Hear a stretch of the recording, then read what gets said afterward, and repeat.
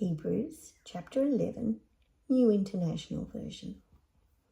Now faith is confidence in what we hope for and assurance about what we do not see. This is what the ancients were commended for. By faith, we understand that the universe was formed at God's command, so that what is seen was not made out of what was visible. By faith, Abel brought God a better offering than Cain did.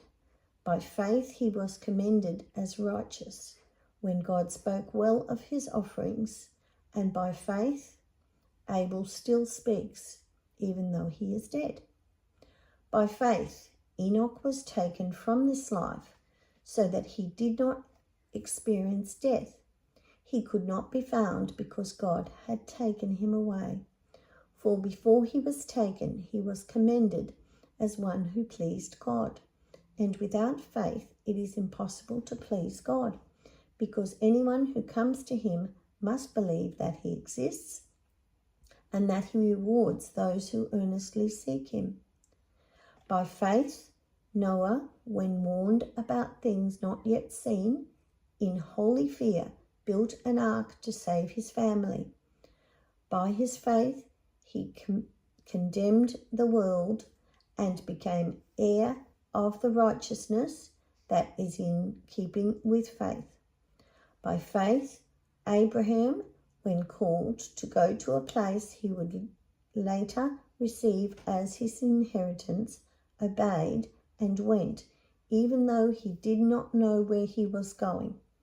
By faith, he made his home in the promised land like a stranger in a foreign country.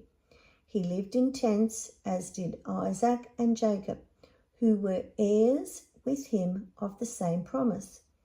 For he was looking forward to the city with foundations, whose architect and builder is God. And by faith, even Sarah, who was past childbearing age, was enabled to bear children because she considered him faithful, who had made the promise. And so from this one man, and he as good as dead, came descendants as numerous as the stars in the sky, and as countless as the sand on the seashore. All these people were still living by faith when they died. They did not receive the things promised. They only saw them and welcomed them from a distance, admitting that they were foreigners and strangers on the earth. People who say such things show that they are looking for a country of their own. If they had been thinking of the country they had left, they would have had the opportunity to return. Instead, they were longing for a better country, a heavenly one. Therefore, God is not ashamed to be called their God, for he has prepared a city for them. By faith, Abraham, when God tested him, offered Isaac as a sacrifice. He who had embraced the promises was about to sacrifice his one and only son, even though God had said to him, "It is through Isaac that your offspring will be reckoned." Abraham reasoned that God could even raise the dead, and so in a manner of speaking, he did receive Isaac back from the dead. By faith, Isaac blessed Jacob and Esau in regard to their future. By faith, Jacob, when he was dying, blessed each of Joseph's sons and worshipped as he leaned on the top of his staff. By faith, Joseph, when his end was near, spoke about the exodus of the Israelites from Egypt and gave instructions concerning the burial of his bones. By faith, Moses' parents hid him for 3 months after he was born because they saw he was no ordinary child, and they were not afraid of the king's edict. By faith, Moses, when he had grown up, refused to be known as the son of Pharaoh's daughter. He chose to be mistreated along with the people of God rather than to enjoy the fleeting pleasures of sin.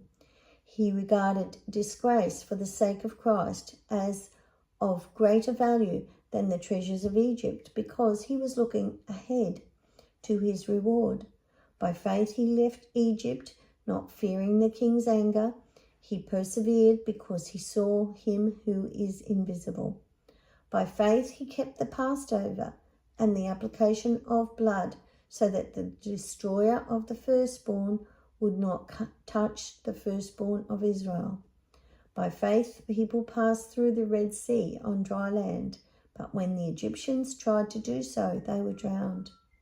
By faith the walls of Jericho fell after the army had marched around them for 7 days. By faith the prostitute Rahab, because she welcomed the spies, was not killed with those who were disobedient.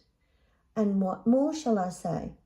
I do not have time to tell about Gideon, Barak, Samson, and Jephthah, and David and Samuel and the prophets, who through faith conquered kingdoms, administered justice, and gained what was promised, and shut the mouths of lions, quenched the fury of the flames, and escaped the edge of the sword, whose weakness was turned to strength, and who became powerful in battle and routed foreign armies.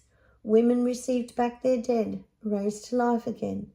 There were others who were tortured, refusing to be released so that they might gain an even better resurrection. Some faced jeers and flogging, and even chains and imprisonment. They were put to death by stoning. They were sawed in two. They were killed by the sword. They went about in sheepskins and goatskins, destitute, persecuted, and mistreated. The world was not worthy of them. They wandered in deserts and mountains, living in caves and in holes in the ground. These were all commended for their faith, yet none of them received what had been promised, since God had planned something better for us, so that only together with us would they be made perfect.